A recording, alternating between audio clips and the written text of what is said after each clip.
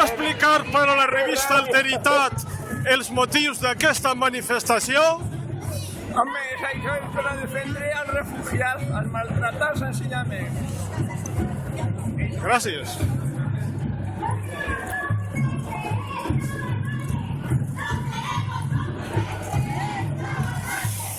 No queremos cómplices de esta barbarie. No seremos cómplices de esta barbarie.